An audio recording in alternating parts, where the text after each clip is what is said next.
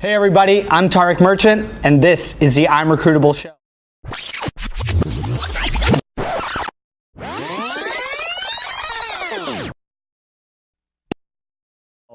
I'm here with a good friend of mine, Jeremy Feldman from UNC Charlotte. Thanks for being on the show, Jeremy. My pleasure. Awesome. It's past 10:30 p.m.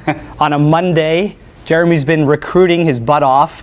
He was supposed to show up 2 hours ago, but I give you no...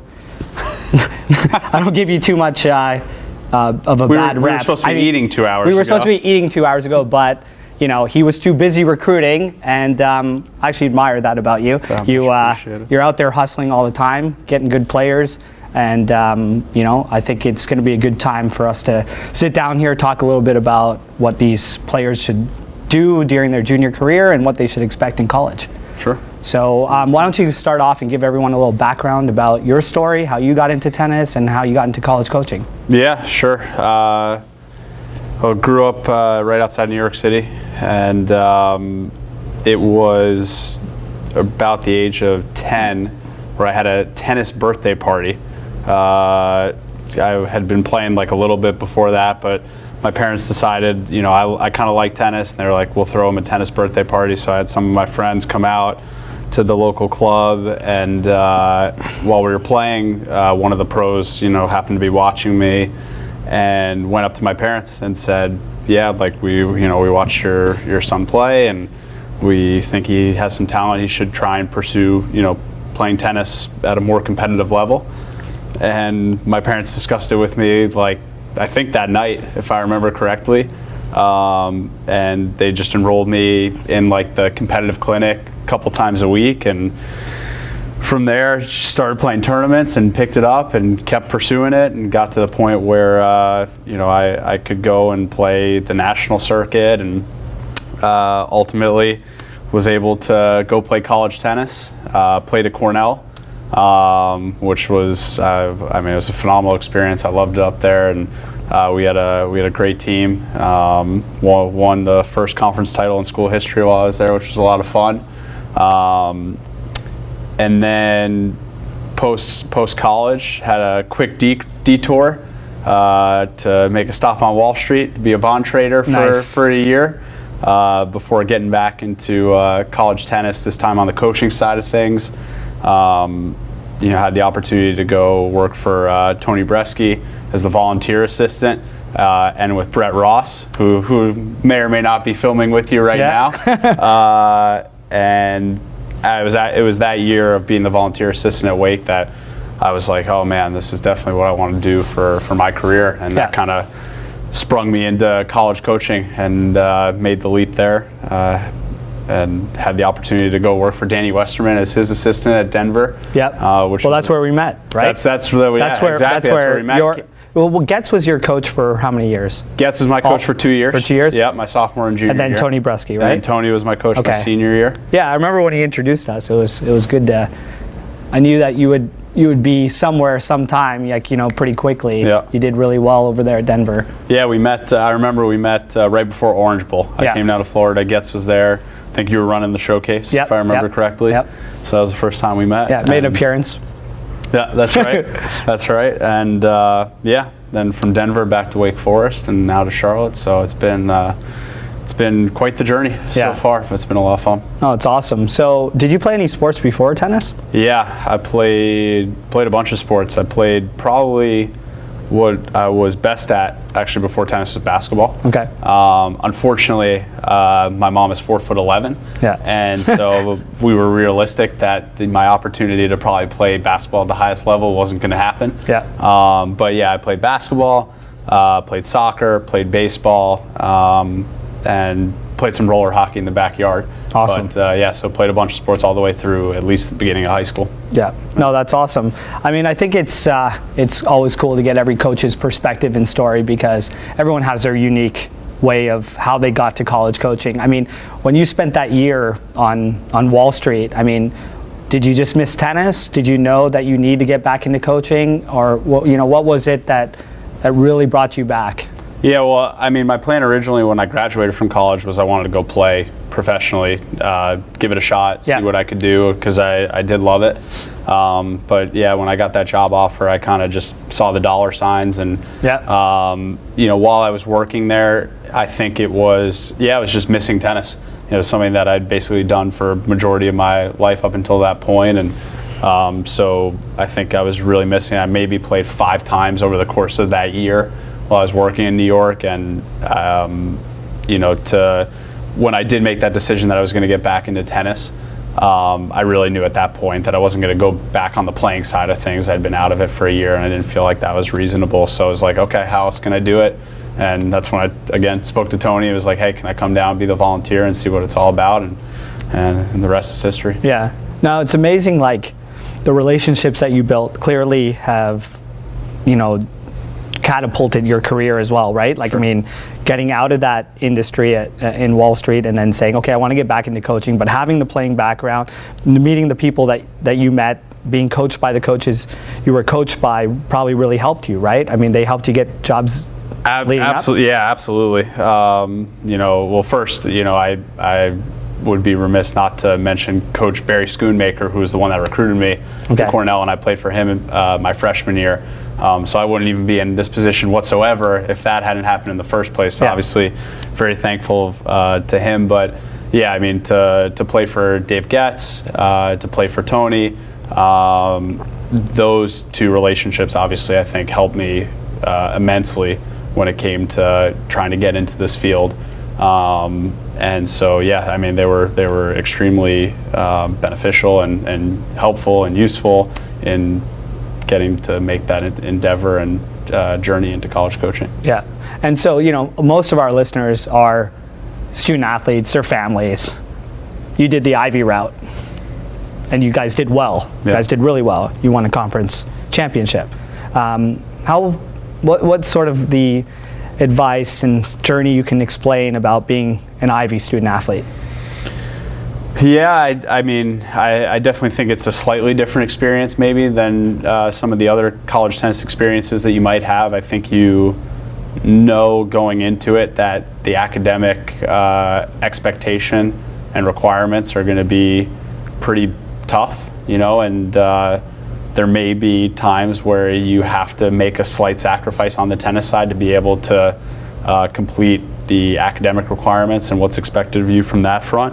And on that side of things, but I will say, based on since I've graduated, what the Ivies have been able to do from a tennis perspective and the results that they've had are unbelievable. Yeah. I don't know if I could have imagined that while I was playing. I mean, were they that good when you were playing? Like all the Ivies, the way they are? No, a lot of them are top 50. We had men's programs. Yeah, we had a couple teams. Every year there were 2 to 3 teams that were ranked in the top 75, and sometimes we'd have a team that was like top 40 or 50, but now, I mean, we're looking at sometimes having 2 Ivies in the top 25. I mean, at one point, I think this past year, I think we had maybe 3, but you're looking at maybe 6 teams in the top 50 to 60. So I think that Ivy League has gotten extremely, extremely competitive. Yeah, and I know when I played just before you, it was like almost like the second tier, right? Like, if you're the 5-star blue chip kid, you're not going Ivy, you're going elsewhere, and then maybe the next rank down was sort of going Ivy,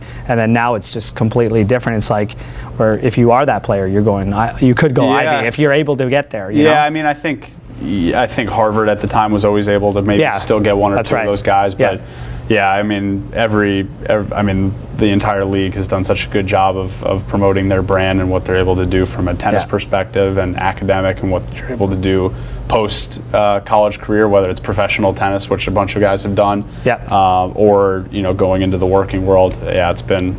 Did you ever feel like going Ivy was sacrificing one or the other? Or could you do both at the highest level? No, academics meaning and athletics. I think you can do both. I definitely think you can do both at the highest level. I think just requires you to manage your time well and understand what's expected of you. And as long as you go into it knowing what you're getting into, then I think absolutely you can do it. But if you have no idea what you're getting into, then it might be a bit tricky. So you just have to know going in. And so for the last couple of years now, it's been 2 years now, has it, that you've been a head coach? 2 years, yeah. Okay, finished year so 2. 2 years, head coach. You've learned a lot from different programs. When you're out scouting, recruiting players, when you're meeting potential student athletes or families, what are you looking for? Yeah, great question. I think we're looking for a lot of different things. I guess starting from an off-the-court perspective, we're looking for what's the dynamic like for the player with their family. What's that relationship like between player, parents, or kid and parents? What's that look like? Do we view it as a healthy relationship, or is too much pressure being applied to the kid? Is the kid being respectful to their parents? Things like that.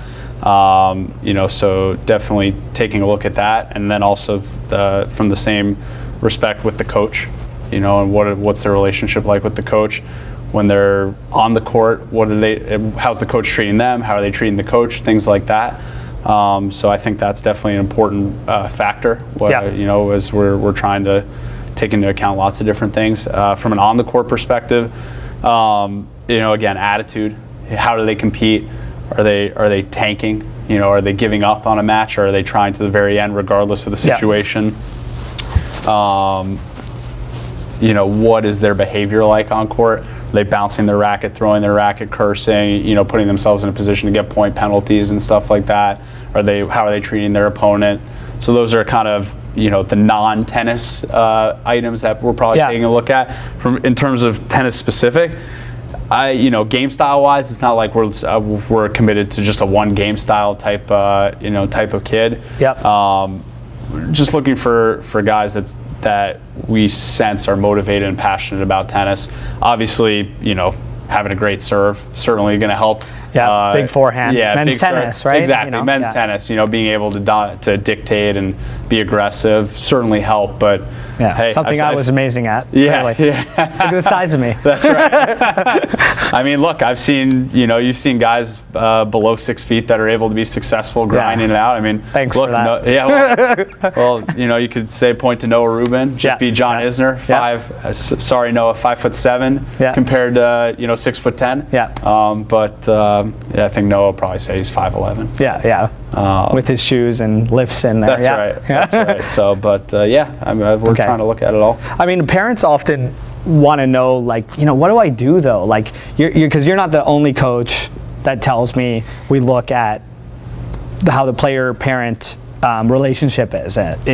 So, how should parents behave? How hands-on should they or should they not be? And sometimes I feel like parents, because they hear coaches say things like that, we're looking for that relationship, they get a little nervous and they're like, well, I'm just going to do nothing, or I'm going to do extra, because they just really don't know. So what is a healthy relationship in your eyes?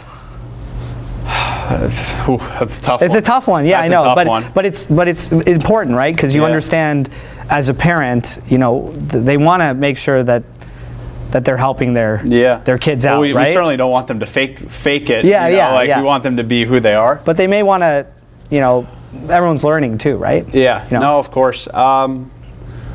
I've certainly come across parents that have approached the situation differently, the college recruiting differently. Yes. Some parents I've run into that said, our son is making the decision. They're the ones that you need to be talking to. Give them the information. You tell them everything. That's it. Hi, nice to meet you. It's our son's decision. Right. And that's it. And we've done that before. There have been parents that said, we want you to deal mostly with our son, but we would just like to get to know you as well, just so we feel comfortable with where our son's going to go for the next 4 years. Yeah. When it comes to scholarship discussion, we want to talk financials with you. We don't want to involve our son in that discussion. Let's work that out separately. And then there have been times where we've had the parents that they've wanted to be the main focus of conversation, about the whole process. And I will say, I think that's probably the one that I would least favor. Just because I think at the end of the day, it is the kid that's going to be spending the next 4 years with the coach. That's going to be the primary relationship. Obviously, I think it's important to have a good relationship with the coach if you're the parents and getting to know each other. So I definitely think that's you important. Want their support. Yeah, you want their support. You want them to trust that you've got their son's best interests in mind, or their kid's best interests in mind. But I think most importantly is that dynamic between coach and player. And so those two getting to know each other is I think the key. So probably doesn't answer the question completely. No, it does. But, it does. you It know. does. It sounds like you're saying the first two options you gave were equally okay. You know, Yeah. like, you know, there's certain things that parents do need to be involved in a little bit more. Often the financials, because Yeah. you know they're paying the bills and they need to help and be able to make that work. On the other side, there's some kids that are a little bit more independent and they're able to do all of that and even understand some of the financials and report back to the family. Yeah. And then when the time comes, there might be questions that they'll sort of lead. But no, I think that's those two options can be good, right? Yeah. It's just the ones like you said that the parents are doing all the talking, they're doing all the being the center focus, that you don't get to know the student athlete. That's the main thing. Student athlete doesn't get to know you, Yeah. and you don't get to know the student athlete, and they're the ones spending the 4 years. They're playing for you. They're going to school, and you know. So I think obviously that's super important. For sure. So yeah. So when it comes to development and players, I mean, you got a lot of wide range of junior tennis players. There's schools for everybody, competitive players, but what would you say a player needs to do? You know, UTR, for example, has been a big gauge for tennis coaches to evaluate or get an idea, guideline of where that player's level may be at based on the players that they're playing, which equals a rating, right, for that player. And so we use UTR now because it's a universal rating, and tennis predominantly recruits international student athletes as well as Americans. Sure. So, you know, if a kid's out there and he's a, I don't know, let's say a 10 UTR, he wants to get to an 11. How does he do that? Yeah, it's a good question. And how would you do it on your team, for example? I mean, Yeah. obviously you want all your players to get better. Sure. You want them to get one level better, Yep. which gets tougher and tougher as Yeah, as the you level climb the increases. ranks, As you just like, you know, to break the top 50, the top 25, the top 10 in the pro circuit gets tougher and tougher to get Yeah. to one. Yeah, I think it's a combination of training to work on your game and identify what are, you know, the weaknesses in your game. What do you need to shore up in your game so that the players that you're playing against can't expose those as easily. Yep. So that would be the first step, and then the next step would be actually playing tournaments, you know, and playing probably a lot of tournaments. You know, I think on average you probably need to be playing about 2 tournaments a month over the course of the year, you know, to make sure that you're continuing to get match play to build your game. You know, Yeah. I think that's a super important part of it. I don't think you should just go strictly tournaments and no training, because Yeah. I think then you'll never identify what your weaknesses are. But I think those are probably the 2 main things that you need to do to start building up your UTR rating. You know, I think things that you can do within playing the tournaments is play different level events to give yourself exposure to different levels of competition. Okay. You know, my personal opinion is I think you should play some tournaments where you're a favorite to win it. Yep. Right? And that way you play with some pressure of knowing, well, everyone expects me to win, now let me go out there and win. Yep. Then I think you should play some tournaments where you're kind of in the middle of the field. Like, yeah, you could win, but you're going to have to play well, and you're going to have to beat some players that are, you know, even with your level or maybe slightly above you. Yep. And then I think you should play some tournaments where you're probably at the bottom of the pack from a level perspective, and then see what that next level, you know, probably if you're a 10, see what that 11 looks like, because that's kind of the threshold we're talking about. And then understand, okay, what does that player do well? What do I have to do to get that to that point? You know, what do I have to change in my game or work on my game so that next time I see an 11, I can beat an 11? So I think those are really the main things I would say to take that next step, that next point jump. Yeah. Oh, that's amazing. That's interesting, because like I talk about that with players all the time, and I say, look, you know, like in Florida where I live predominantly, it's, you know, you got the level 7 tournaments, which are your local ones. Yep. And then, you know, you progress as you go through, and then there's ITFs, tons of those, tons of open tournaments. So it's always nice to see, you know, can I win this tournament? Gain confidence, beat the ones, win the ones that you're supposed to win, and then have the good competition ones. And you know, if you get a couple great wins, you get deep into the draw, and you might, you know, beat some players you know that are right on there on the brink. And then check out what the next level of players are like. Yeah. And we get motivated, right? You get inspired by those. Absolutely. And you say, you know what, like I'm here, like I want to be right there. Yep. So I think that's awesome. And so I want to talk to you a little bit about your process when it comes to finding a player that you're interested in, that you want to recruit for your team, or vice versa. A player finds you and you show interest as well. Can you walk me through your process of how it goes from start to finish? Sure.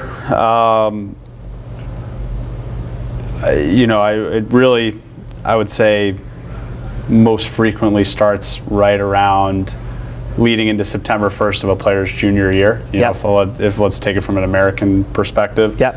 Everyone knows tennisrecruiting.net. Yep. Maybe a couple weeks, month, 2 months before, we'll really start looking at that sophomore class that's going to be jumping into their junior year that coming fall. We'll start looking at their info and start trying to, obviously we're looking at the ranking of where they kind of sit on tennis recruiting. We may have a sort of a range of player that at least on the front end we're going to look at in that ranking, to kind of start build a list. Yep. We'll look at some of the results, but basically we'll compile that list, and then come September 1st of their junior year, blast out to all those players our initial, kind of email and text message to say, hey, this is Jeremy, or this is our program.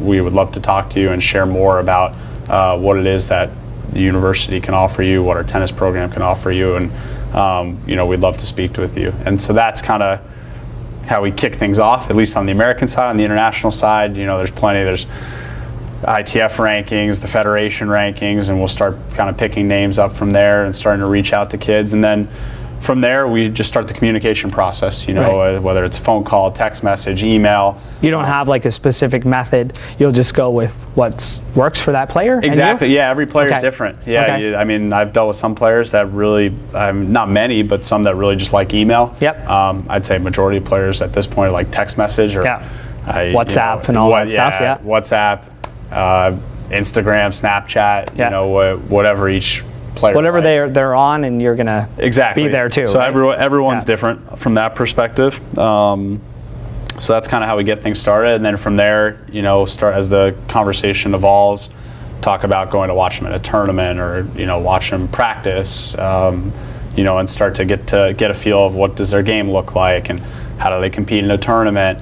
Offer them the opportunity to come visit. And now with the new rules in place starting this fall, Yep. Now kids in their junior year can take official visits instead of unofficial. So potentially offering a kid an official visit to meet the guys and see what practice looks like, an individual training session, strength training session, conditioning, eat in the dining hall, sleep in the dorms, all of that stuff, and kind of just progresses from there until the player starts to narrow down their search of schools, and we narrow down our list of players that we're interested in, and kind of funnels down through. from there. Yeah.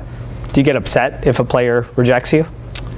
I don't think upset's the right word. I think it's if there's someone we really like and we feel like we've invested a lot of time in them, it's probably more disappointment. Yeah. You never want to hear no, especially if it's someone that you want. So of course. You prefer to hear yes. Yes. So maybe it's Yes. Yeah, exactly. It's so yeah, you're probably disappointed. But look, if a player is making the decision to go somewhere other than you, it's because they feel like that's the best fit for them. So why would you be upset with them? Right. That's their decision to make. And I also went through the recruiting process and had to tell some coaches no, and that's the way it goes. You try and make the best decision for yourself. Should a player be scared, nervous, worried to disappoint you if that is the case? I'm sure. I would imagine almost every player, regardless of what you tell them, will have some type of they'll be nervous to say, "Hey, Right. I've decided not to go to your school." So, But I it's think that's totally fair and understandable. But it's important for them to know that both parties are looking for the right fit, right? Absolutely. And so you're looking at a lot of players, like you said, and that list narrows down for many reasons. Yeah. And for them, it does the same thing, right? For sure. And so, at the end of the day, everyone's just looking for the best fit. For sure. Right? So yeah, you can never, I would never be upset with someone. You talked about bringing players in when you bring them in for visits, so you try to give them the full experience.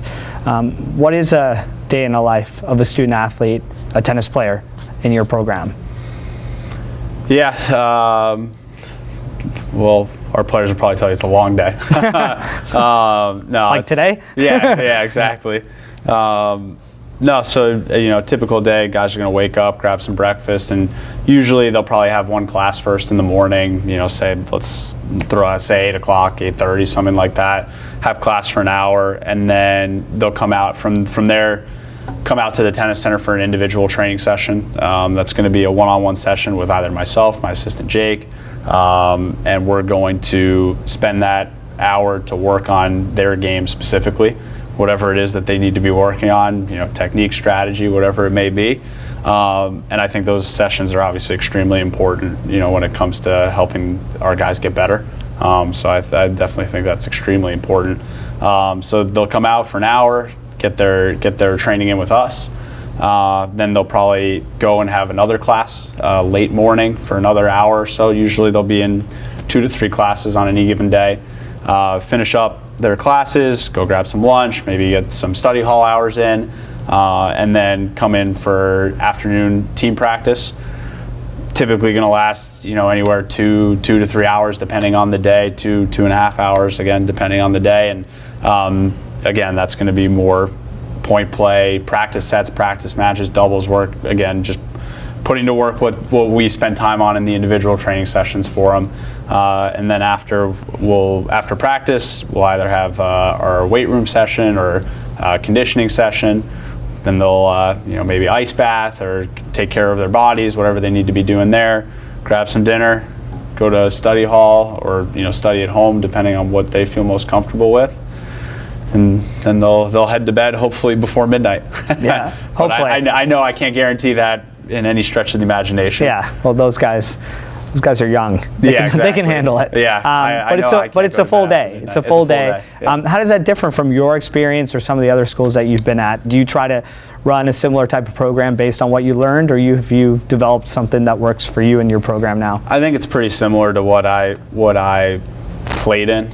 Yeah. Especially as I progressed in my collegiate career, I think they're very similar. And then every program that I've been a part of, which actually outside of Charlotte, the only other 2 programs I've been a part of from a coaching perspective are Wake Forest and Denver, and we did very similar stuff. So clearly Wake Forest is doing it right. Well, right? yeah, I mean they're definitely, they're on the right track. Obviously, winning 1 national title, and I've got a sense there might be more to come. But I thought Danny was doing a phenomenal job at Denver That's too, right. and He did. has been doing a great job at Wisconsin as well. That's so. right. It's been great to have these models to take after, and certainly trying to make it my own, and put my own spin on it where I can, and to bring what I think is the best way for our guys to get better. But I would say a lot of similarities. Yeah. And what do you think is special about UNC Charlotte? What makes it a cool spot to be at? Yeah, I think there are a lot of things that make it really special and cool. I think the first thing you feel is right when you hit the campus, right when you get there, you are amazed by how incredibly nice it is. Like and by saying that, I'm not doing it justice at all. I was blown away. Like even when I went on my interview, I'd never been on campus before. The buildings, the red brick buildings, every single building is like within the last 10 years has been built. Right. Everything's like brand new. The landscaping is like pristine. Everything's always in like proper order. Like there's nothing ever out of place. It's phenomenal.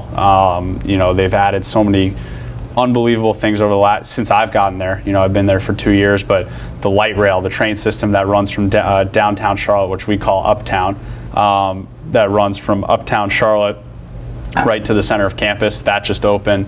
They're in the process of building a $65 million new student rec center, a $100 million science research center. We just broke ground on what's going to open in 2020 conference center and hotel right on campus. And obviously, I think the hallmark of the entire university is our Halton Wagner tennis complex, which is 12-court tennis facility. Yeah, really nice. But yeah, I think that's like I am so excited to show any recruit the campus, because I feel like it really is one of the nicest in the country. So I feel really fortunate about that. Other things about it is just it's a growing university. It's for I think about 10 years ago, it's only about 15,000 students. We're now up to 25,000 students. I think a lot of that has to do with the fact that the city of Charlotte has grown so rapidly and has become such a big, such a city that like all the young people, all the millennials want to move to. Yeah, got a lot of businesses. It's a big financial. We're now the second biggest financial center in the U.S. behind New York. So there's so many great things going on. So I think with all these people moving here, the university has really benefited from that, and I think the reputation only continues to grow. So I love it. I love it. All right. What would be your best tennis story as a coach, player, both? What do you got for me? Best tennis story. Well, I think, personally from a playing perspective, the one that will always go down in my memory is the day that we clinched the Ivy League title. We played Princeton at home. We were both undefeated, and my singles match ended up being the clinching match for the title. You clinched the match. Clinched the match. Oh, wow, that's almost like a dream, right? Yeah, I mean, it was. It was. Was it a close match? It was close. It landed up being 4-3, but it wasn't. We played it out. When I clinched, it was 4-1. Okay. And it ended up being 4-3. But okay. So not in the 3-3 fashion? It wasn't the final last match on situation, which that would have been even more epic. But Jeremy would have still been on Wall Street. That's right. Yeah, that's right. If you lost it, obviously. No, for sure, for sure. No, I'm but kidding. No, it was the really cool thing about that, and I think why it's such a great memory for me. Obviously, the winning is fantastic, but the group of guys that that I did it with, especially that year. I was one of 5 seniors. We all came in together, and that was kind of our mission all along, because when we got there our freshman year, the year prior, the team had finished last in the Ivies, and we had kind of said, like, we would love to get this program to a point, or help this program get to a point where we can compete for conference championships. And every year we slowly chipped away. I think we finished like 4th our freshman year, and then we finished with Getz 2nd 2 years in a row, and we felt so close both those years, and we were like, we don't want that to slip away. We don't want this last opportunity to slip away from us. And so when Tony came in, we were like, yeah, we're going to do whatever it takes. You just tell us how long do we need to practice for, and we'll do it. And so I think that was what was so cool about it, was we actually saw all of our hard work pay off. And even if we had lost, it still would have been worth it. Yeah, it still would have been. It still would have been worth it. So I think that was the coolest thing. But from a coaching perspective, I'll mention it's another conference title, winning the ACC title for the first time in Wake Forest history in 2016. That was another incredibly special moment. I think we were down 3-1, if I remember correctly, in that match, and just watching the team fight and come back to win that. And it was really cool, just because Virginia had won the last 9 ACC titles, and they obviously had unbelievable team. They had an unbelievable team then. Obviously, it's an incredible program, everything that they've accomplished, and I'm sure will continue to accomplish. It was cool to be a part of that type of history. So that was a lot of fun. Awesome. And we talked about recruiting, we talked about development, your career. What's the best piece of advice that you feel like you can give to student athletes and their families? What's something that sticks out that you like to hammer home? I would say enjoy the process. I know it's easier said than done, but really stressing over it and freaking out about oh, this coach said this, and like, oh, he wants me to commit by this date and all those things. You have to do it at your own pace. If someone tries to force you to do it sooner than you want to do it, then that's going to add stress on you. And I don't think this is meant to be a stressful process, right? You're trying to find should be fun. Yeah, it should be fun. You're trying to find the right home for the next 4 years, and ultimately the place that you end up going will change your life for the rest of your life, right? Where Right. you go, because the people that you're on the team with will be your friends for the rest of your life. The relationships you have with with the coaches, who you meet on campus outside the tennis team, all of that, right? That's going to impact you for the rest of your life. So you have to take your time, because it's a really important decision. It's a great decision to make, but you do not want to rush it, And I think making snap decisions probably never really works out well. So just take your time, enjoy it, get to know the coaches, get to know the players, and I think that's probably the best piece of advice I could offer. It's awesome. Well, as we're nearing midnight, there's a reason why you're a champion, a conference champion, both as a player and coach. Thanks for your time, Coach. Thanks, sir. Appreciate it. Much appreciated, sir.